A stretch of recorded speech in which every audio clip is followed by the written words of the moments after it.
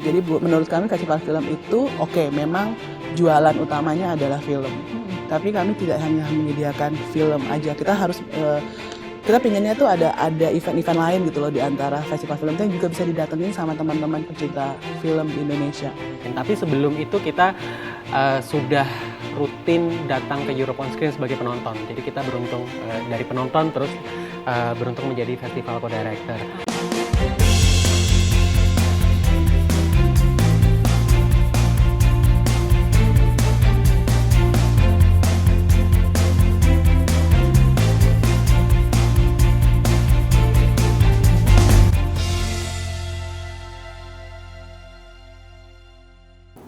Terima kasih pemirsa, Anda masih menyaksikan Perspektif. Oke, baik kita lanjut lagi ya, masih seputar Europe On Screen. Kalau untuk temanya sendiri, ada nggak sih mungkin yang dipakemin gitu, tema untuk beberapa film yang untuk masuk, ada tema khususnya nggak sih? Kalau untuk Europe On Screen, kita tidak pernah memiliki tema tertentu setiap tahunnya. Jadi lebih kepada pemilihan filmnya, itu kita untuk 2 tahun terakhir. Jadi misalnya kalau 2020 ini untuk edisi tahun ini, pilihan filmnya itu adalah di tahun 2019 dan 2018.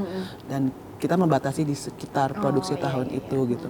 Kenapa? Agar penonton juga bisa melihat produksi film yang terbaru. Tapi bukan berarti kita tidak memutar film-film lama. Kita ada satu program bernama program retrospektif, di mana kita meng-highlight kehidupan atau karya dari para filmmaker legendaris dari Eropa. Di situ kadang kita memutar film-film lamanya, kayak waktu 2018 kita memutar karya-karya dari Ingmar Bergman, tapi yang sudah dipoles dengan 4K. Jadi orang-orang itu filmnya kan masih hitam putih ya, jadi sangat bagus, sudah direstorasi dan orang bisa melihatnya di sini. Oke, menarik ya. Berarti nggak hanya film-film baru aja ya yang ditayangin ya, tapi juga ada beberapa mungkin nih yang ditayangkan film-film yang dulu-dulu. Tapi untuk tiap tahunnya ada dari 27 sampai 28 negara yang ditayangkan film-filmnya, ada berapa sih kalau misalnya kita bisa kalkulasiin?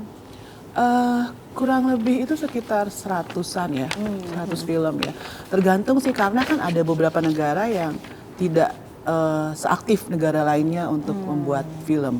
Misalnya kalau ya kayak itu tadi, Prancis, Jerman, Italia, Inggris, mereka mungkin sangat aktif setiap tahun membuat film. Cuma kayak negara-negara yang mungkin kayak Swiss, Hungaria, Bulgaria, mungkin cuma ada 1, 2, 3 filmnya gitu yang benar-benar. Kalau sekarang juga yang lebih sering aktif membuat film itu adalah Poland, karena mereka filmnya selalu masuk terutama di Best Foreign untuk di Academy Award gitu. Nah, makanya kalau dirimu tanya berapa negara satu filmnya, itu aku susah untuk ini ya, karena tergantung dari negaranya sendiri. Kalau dia tahun itu dia banyak memproduksi, akan lebih banyak lagi filmnya yang bisa kita putar gitu. Cuma nggak cuma negara-negara Eropa aja loh, Viana, yang kita putar di Europe On Screen. Kita juga muter film Indonesia di Europe On Screen. Iya. Film apa nih yang dari Indonesia nih? Aku baru mau tanya. Jadi selama 3 tahun terakhir ini kita mempunyai satu segmen baru sebenarnya, ada satu program baru yang belum pernah ditayangkan di Europe On Screen sebelumnya, yaitu On Location. On Location ini kita memutar film-film Indonesia yang syutingnya dan produksinya pernah dilakukan di salah satu negara Eropa.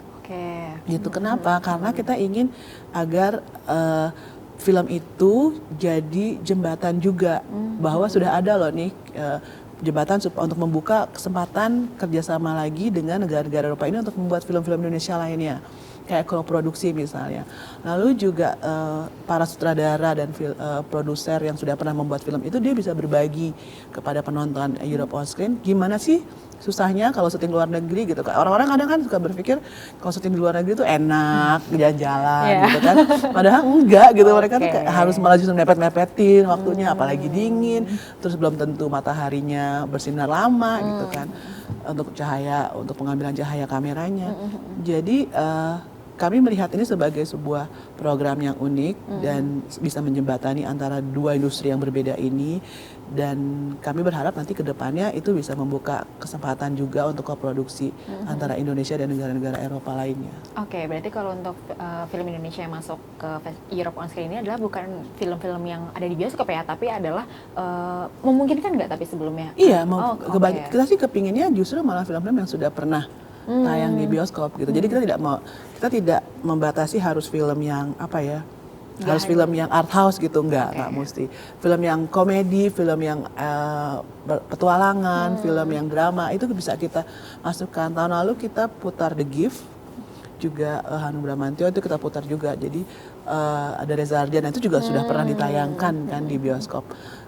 Karena kita juga ingin, kenapa juga kita mengadakan si on location ini, karena kita mendapati kenyataan bahwa ternyata seketika negara tersebut ditaruh di dalam film di Indonesia, itu ternyata meningkatkan jumlah wisatawan. Jadi ada salah satu negara yang mereka pernah ada syuting di filmnya, dan filmnya diputar di Indonesia. Lalu setelah film itu tayang, orang-orang Indonesia pingin datang ke negara itu. Jadi sebenarnya ini menguntungkan buat kedua belah pihak, buat dari Eropa sendiri dan juga Indonesia.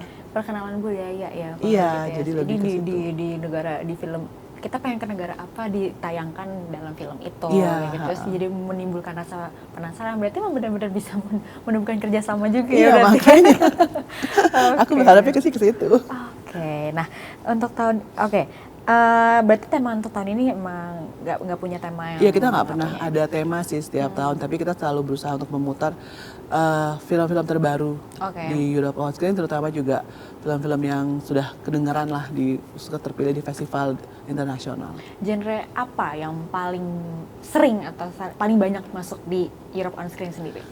Waduh, ada banyak sebenarnya genre ya. Kita berusaha untuk meliputi segala macam genre. Cuma yang paling sering ditonton penontonnya Europe on Screen itu adalah genre untuk film komedi, drama, dan coming of age. Jadi film-film remaja tuh selalu ditonton dan selalu banyak penontonnya.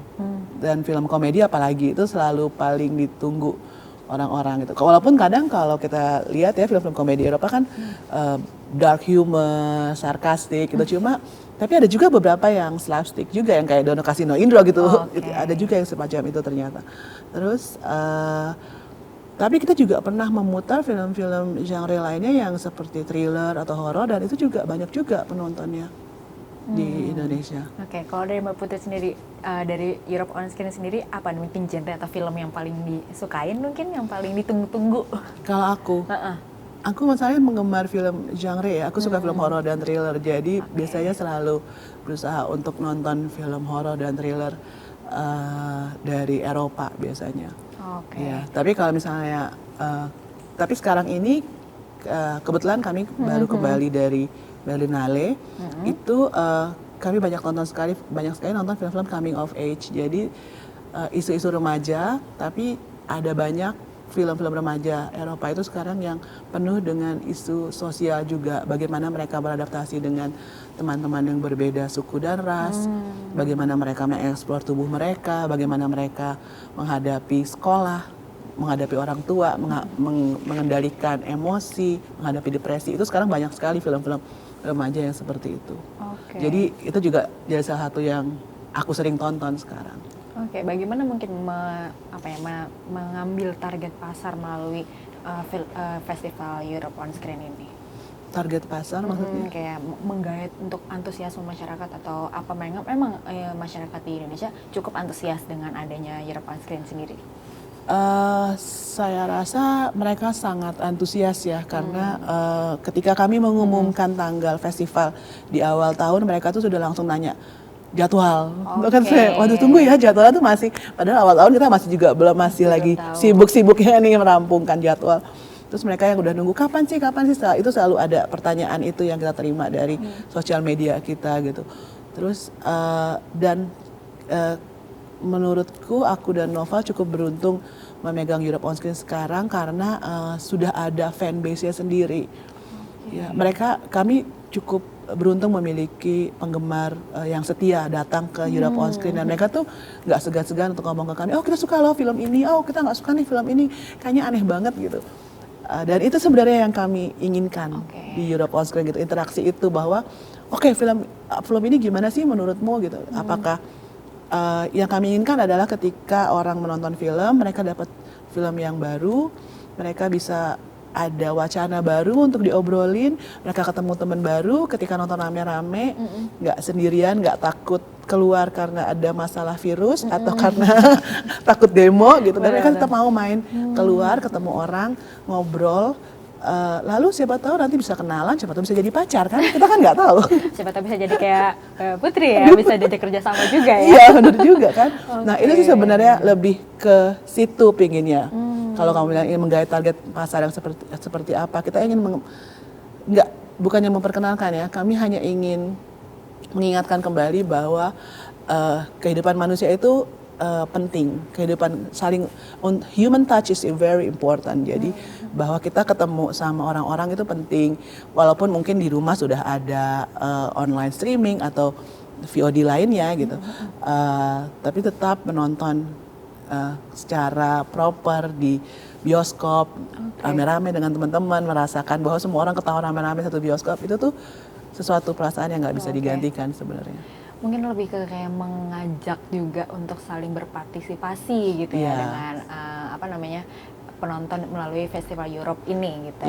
Mungkin lebih ke tadi juga bisa diajak kerjasama juga, atau lebih ekspresi-ekspresi yang lainnya gitu. Bahkan itu yang justru penonton-penonton yang jujur itu yang bahkan dicari ya. Gitu. Iya, justru malah kita kepingin banget. Jadi kadang-kadang kita juga sering kalau mantengin sosial medianya Europe On Screen, kita juga ada quiz-quiz, juga ada pertanyaan-pertanyaan di mana kita akan selalu mencoba ingin cari tahu apa sih sebenarnya nih yang kira-kira penonton rasakan untuk festival Europe On Screen sendiri. Oke, nah kira-kira nih film apa yang mungkin akan menjadi unggulan dari film Europe On Screen sendiri?